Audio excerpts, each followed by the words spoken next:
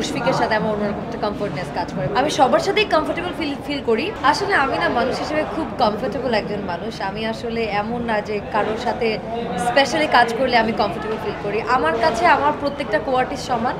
আমি সবার সাথেই কমফোর্টেবল ফিল করি, বাট হ্যাঁ, এটা একটা ব্যাপার আছে যে আপনার যাদের সাথে অনেক লম্বা সময় ধরে কাজ করছি তাদের সাথে তো অবশ্যই অন্যরকম একটা কমফোর্টনেস কাজ করে। যেমন মুশফিকের সাথে আমার অন্যরকম একটা কমফোর্টনেস কাজ করে, বিকজ অনেক 3 বছর তো হয়ে গেল almost we are working together.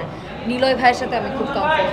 So যাদের সাথে লম্বা টাইম ধরে কাজ করছি সবার সাথে comfort, but that's doesn't mean যে বাকিদের সাথে আমি কমফোর্টেবল না। আমি আসলে সবার সাথেই খুব কমফোর্টেবল। আসলে আমাদের মানে অভিনয় জগতে আসার পর থেকে যখন আপনি একজন পাবলিক ফিগার হয়ে যাবেন তখন আপনার ভালোটা নিয়েও মানুষ কথা বলবে, আপনার খারাপটা নিয়েও মানুষ কথা বলবে। বিকজ কথা বলার তো আসলে সবারই সবার জায়গা থেকে রাইটস আছে। এখন আপনি সেটা কিভাবে নেবেন সেটা আমাদের উপর ডিপেন্ড করে। আমি আসলে নেগেটিভটাকে অলওয়েজ পজিটিভলি দেখি, কারণ আমি যখন দেখি যে কেউ আমার নেগেটিভ একটা ব্যাপার নিয়ে কথা বলছে আমি চেষ্টা করি ওই ভুলটাকে সংশোধন করার। আমাদের যে সমস্যাগুলো ছিল আমরা কিছুদিন আগে ওটা নিয়ে সবাই মিলে কথা বলেছি এবং এটা নিয়ে এখনও অনেক আলাপ আলোচনা হচ্ছে, সেটা ইন্টারনালি। সো আমি আসলে ওটা নিয়ে পাবলিক এখন কিছু বলতে চাই না। বাট হ্যাঁ, অবশ্যই প্রত্যেকটা জায়গাতে কিছু না কিছু চেঞ্জেসের দরকার আছে। সো আই থিঙ্ক আমাদেরও কিছু না কিছু চেঞ্জেসের প্রয়োজন আছে, কিন্তু সেটা আই থিঙ্ক সময়ের সাথে সাথে হয়ে যাবে এবং সবাই মিলে যদি সেটাতে সাপোর্ট করে I don't think it will take much time.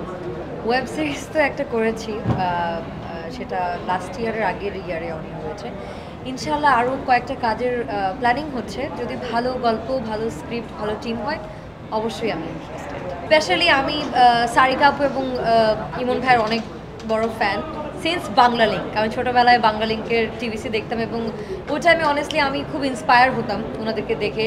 In fact আমি এরকমও আছে যে আমি ওনাদের হেয়ার কাট তখন অনেক পপুলার ছিল, স্পেশালি সারিকা আপু, শখ আপুর একটা হেয়ার কাট ছিল, অনেক পপুলার ছিল, তখন আমি ওরকম করে সাজা ট্রাই করতাম। সো আজকে আসলে সেই জায়গা থেকে আমিও নিজে একজন অভিনেত্রী হয়ে ওনাদের কাজ দেখতে আসাটা এটা আসলে মানে ডিফারেন্ট একটা এক্সপিরিয়েন্স।